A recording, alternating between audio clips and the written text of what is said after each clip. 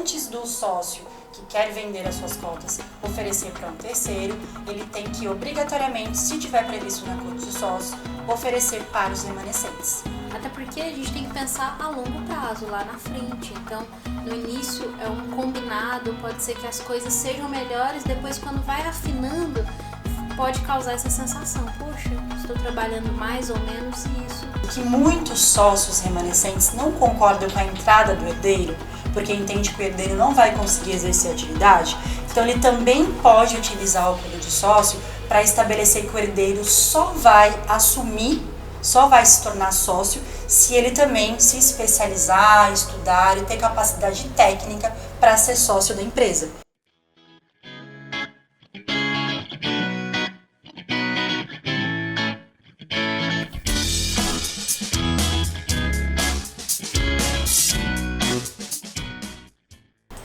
Bem-vindos de volta ao Pode Simplificar. Eu sou Michele Francisco, contadora. Estou aqui com a minha querida host, doutora Laís, que vai nos esclarecer sobre o acordo de sócios. Nós deixamos aí no ar, na parte 1, uma pergunta importante que era o seguinte: por que o acordo de sócios é um complemento tão importante no contrato social de uma empresa? E o diferencial desse documento, lá? Perfeito, Mi. Oi, pessoal. Bom dia, boa tarde, boa noite. Bem-vindos de volta.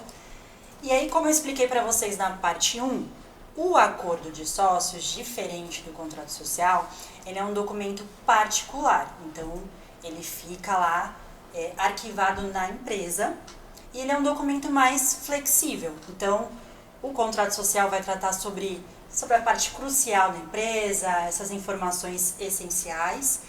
E já o acordo de sócio vai tratar sobre questões internas. Então, ele é muito particular para cada atividade. Vou até falar assim aqui de forma geral, mas assim, lógico, dentro da legislação, nada muito fora do que permite, né? Mas você pode tratar sobre tudo relacionado à sua empresa no acordo de sócio. Lá, e ele é registrado em algum local? Não, ele não é registrado, ele é um documento particular. Lógico, tem algumas regras, então assim, a maioria dos sócios que tem que aprovar, nesse caso ele fica internamente na empresa, mas tem validade tanto quanto o contrato social. Entendi. E quais cláusulas você considera relevantes para conter ali no acordo de sócios? E se você pode dar exemplos para o pessoal? Sim. Então, como eu expliquei no início, é muito particular, então depende da atividade de cada empresa. Mas eu vou tratar aqui sobre cláusulas gerais, tá, Mi? Tá.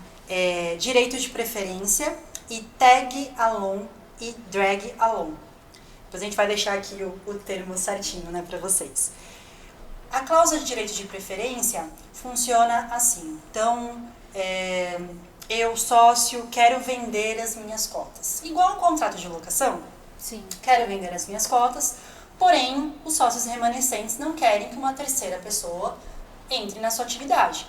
Então, se ele colocar um direito de preferência, ele tem preferência na compra das cotas. Então, antes do sócio que quer vender as suas cotas oferecer para um terceiro, ele tem que obrigatoriamente, se tiver previsto no acordo de sócio, oferecer para os remanescentes. E o tag along e drag along. Tag along é assim, o sócio majoritário, às vezes ele quer vender as cotas dele para o investidor. E os minoritários, às vezes, acabam recebendo um valor abaixo. Então, se constar no acordo de sócio, eles podem vender pelo mesmo preço. Então, eles não se sentem diminuídos por serem minoritários, então eles podem vender pelas mesmas condições de compra, né, compra e venda do sócio majoritário. E o drag along significa o seguinte: o majoritário quer vender as cotas, mas os minoritários não querem. E aí ele tem um investidor bom. Então, se constar no acordo de sócios, ele pode forçar os minoritários também venderem as suas cotas a um novo investidor. Entendi. Cláusula de distribuição de funções e responsabilidades. Essa cláusula minha é muito importante. Por quê? Porque muitos sócios, às vezes, se sentem porque, ambos têm 50%, né, de cotas. E aí um acaba se sentindo prejudicado porque ele exerce mais atividades, ele tem mais obrigações do que o outro sócio que recebe o mesmo percentual que ele. Então, no acordo de sócio, você pode definir a função e responsabilidade de cada sócio. Até por uma questão de organização também. Então, tal sócio vai cuidar dessa parte da empresa, o outro vai cuidar dessa parte da empresa e ficar algo mais justo entre os dois. Então, não só se beneficiar, né, dos lucros, mas também ter... Das tarefas, né? Exercer todas as funções inerentes ali para poder conseguir receber de forma justa esse percentual, para ninguém se sentir prejudicado em relação ao outro, porque os conflitos também começam daí. Exato. Até porque a gente tem que pensar a longo prazo, lá na frente. Então, no início é um combinado, pode ser que as coisas sejam melhores, depois quando vai afinando, pode causar essa sensação, poxa, estou trabalhando mais ou menos, e isso já estabelece muita coisa. Exatamente. Cláusula de métodos de resolução de conflitos. Então, antes de ir para o judiciário, que é cansativo, demorado, às vezes você demora para receber o valor que você teria um direito, se submete à perícia, tem que pagar o perito, acaba saindo um valor que você não gostaria. Então, é interessante a empresa colocar no acordo de sócio, até mesmo no contrato social, que antes de judicializar, vai se submeter a métodos alternativos, como mediação e arbitragem. Então, isso evita um desgaste para a empresa, porque o conciliador ele vai fazer com que as partes saiam satisfeitas, né, quando, por exemplo, aconteceu de dissolver, enfim, para não ter que se submeter a um processo judicial logo de cara. Então, tentar esses métodos alternativos, um acordo de sócio pode tratar de forma mais específica, detalhada sobre isso. Falando novamente de uma questão sensível, que é a questão do falecimento de um sócio, como o acordo de sócios pode contribuir nesse caso? Nesse caso aqui, Mi, eu vou citar para vocês um empresário que ele é o único sócio, aí a gente está falando de mais sócios, mas assim, trazer também a importância para o caso de ter apenas um sócio.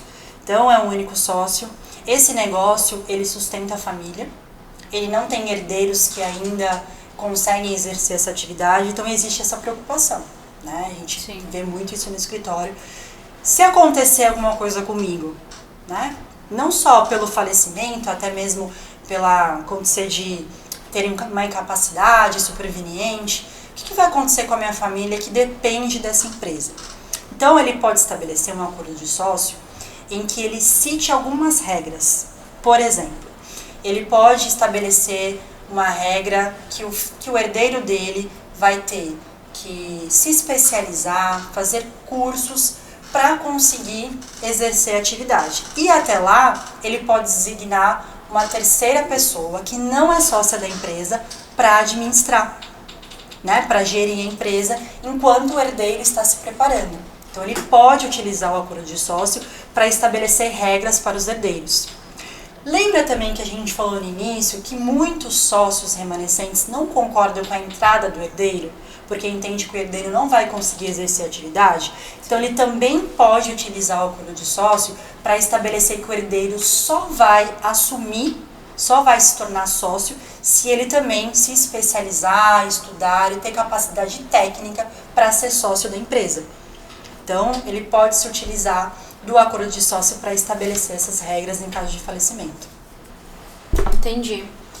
E aqueles sócios que estão nos assistindo lá e não têm um acordo de sócio, eles podem fazer a qualquer momento, correto? Qualquer momento. É um ponto aí, a oportunidade de desenvolverem esse contrato. Exatamente. Né? Não só isso, né? Como a gente explicou, essas aqui são cláusulas gerais, mas se você tem alguma coisa específica na sua empresa que você quer passar para o papel, algumas regras que vocês querem determinar na sua empresa, se for algo que não está, né, gente, fora do que é previsto, do que é definido em lei, do que é permitido, vocês podem colocar no acordo de sócio sem problema algum. Então, assim, aconselho vocês a procurarem um profissional especializado para entender a atividade da sua empresa, e ele vai criar regras que beneficiem para não trazer problemas no futuro. Ninguém está contando com problema, né? Mas é bom a gente estabelecer para que, se acontecer um dia, vocês já tenham regras específicas para tratar sobre aquele assunto. É verdade. E um outro adendo é a oportunidade também de atualização do contrato social em uma eventual alteração, correto? Exatamente. Aproveitar esse momento, né? Sim. Mudou de endereço, ou teve uma troca de sociedade, ou qualquer alteração, já aproveita e faz um contrato mais elaborado. Perfeito você falar sobre isso, Mi, porque as pessoas podem pensar, bom, já criei minha empresa, já tenho um contrato social, infelizmente não vou conseguir. Não. Como a Mi falou, aproveita uma alteração ou aproveita essa oportunidade, já levanta tudo que precisa, né, atualizar, melhorar na empresa, já arruma o seu contrato social e já aproveita também cria um acordo de sócios para alinhar com o seu contrato social. Como eu disse no início, são documentos diferentes, mas são complementares, tá? Então não adianta você criar um acordo de sócio que não tem nada a ver com o contrato social. Como eu disse, o contrato social é o documento obrigatório registrado no órgão competente. Então, se ele fala que a dissolução vai considerar o Código Civil e seu acordo de sócio fala que a dissolução vai considerar um parcelamento, por exemplo, vai ali, não casa com o documento oficial, vai ser divergente. Então, arruma o contrato social e já aproveita e cria um acordo de sócio. Legal. E você, está gostando do nosso episódio? Se sim, curte esse episódio para o YouTube entender que é um conteúdo relevante e espalhar para mais pessoas. Eu te convido também a seguir as nossas redes sociais. Nós estamos no Instagram, no LinkedIn, no Facebook, estamos nas plataformas de áudio, então fica ligadinho para você não perder nenhum episódio. Quero também convidá-la você a deixar suas redes sociais para quem quiser acompanhar mais o seu conteúdo também. Sim, pessoal, eu estou no Instagram, na LF ADV Consultoria, tudo junto. Também estou no LinkedIn, Laís Freire. E eu tenho um blog também, blog da Laís Freire, que lá também, tudo que a gente fala por aqui, eu até falo para as meninas que eu fico tão inspirada que eu acabo colocando mais informações no blog. Então espero vocês lá. Bom, lá. Não terminamos, pessoal. Vamos lá. Ó. Sobre as responsabilidades e funções do sócio. Como o acordo pode contribuir para que isso seja mais benéfico, mais definido? Então, foi o que eu disse. Acabei até antecipando um pouquinho a resposta, mas é aquilo. O acordo de sócios ele é imprescindível para você colocar mais responsabilidades para cada sócio, para você estipular quais são as funções, né? Porque assim, aquilo que eu falei, às vezes um sócio pode se sentir, poxa, eu tô me doando aqui para a empresa, eu tô trabalhando muito, eu tô vendo que meu sócio não tá contribuindo da mesma forma. Então, o acordo de sócios ele é crucial.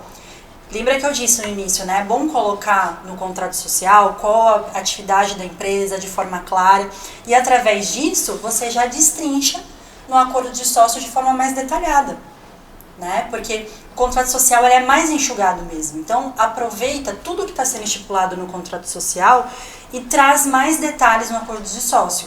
Responsabilidade do administrador não sócio, coloca tudo no acordo de sócio. Bom, lá, e para encerrarmos, o que você diria para os empreendedores que estão nos acompanhando, estão iniciando a estruturação ali da sua empresa, né, da sua sociedade, como o contrato social e o acordo podem ajudar eles nessa jornada? Eu sempre faço uma analogia ao casamento, né? Porque basicamente no início é tudo lindo, tudo maravilhoso, vocês estão entusiasmados com a atividade. Não, que isso, a gente não vai ter nenhum problema, a gente é bem alinhado em relação aos nossos propósitos, mas quando vem os desafios, né, quando vem os problemas, aí às vezes, nem sempre, mas você acaba esquecendo do que você combinou no início, do que foi estipulado de forma verbal, né? Quando há um conflito, você esquece tudo de bom, né? Na maioria das vezes, né? Você acaba esquecendo o que de bom foi feito por cada um do sócio ali. Então, quando você tem um documento que estipula de forma clara, ele traz mais o quê? Segurança jurídica para a empresa. Ele traz mais segurança para o sócio. Ele traz, inclusive, ele melhora, inclusive, como é que eu posso dizer? A relação entre os sócios, porque não vai ter discussão. Já está estabelecido. Já está estabelecido. Quando você se vê num problema, você vai olhar o seu acordo de sócio tá estabelecido aqui, não vai ter discussão, porque no início vocês acordaram com tudo isso, né? Então, quando a gente fala o combinado, não sai caro. Afinal, uma parceria forte não se constrói apenas nos momentos bons, mas como vocês lidam com os desafios juntos. Então, uma empresa com um documento previamente estabelecido vai trazer uma união forte e duradoura. Muito bom, Lá. Muito bom mesmo. Lá, eu gostaria de agradecer você hoje por trazer esse conteúdo relevante, importante para quem está nos assistindo, informações que com certeza deixou aí insights, né, na mente dos nossos ouvintes, telespectadores. Então, muito obrigada por compartilhar isso com a gente. Eu que agradeço, Mi. Obrigada pela oportunidade, né, de falar sobre isso, porque é um tema realmente muito relevante e que, infelizmente, muitos empresários acabam deixando de lado, né, e depois, quando vem um problema, aí, para apagar incêndio, é ruim quando não se tem um documento completo. Então, pessoal, deixo mais uma vez a dica para vocês. Procure um profissional especializado para poder arrumar o seu contrato social, para poder criar um acordo de sócios. E você que está começando uma empresa, peguem todas essas dicas que vale a pena. Isso mesmo. E se ficou alguma dúvida, deixa nos comentários sua sugestão também referente a esse assunto e outros assuntos também que você gostaria que a gente trouxesse aqui no episódio. Sim. Obrigada mais uma vez, Lá. Eu que agradeço. E, pessoal, até a próxima. Tchau, tchau. Tchau, tchau.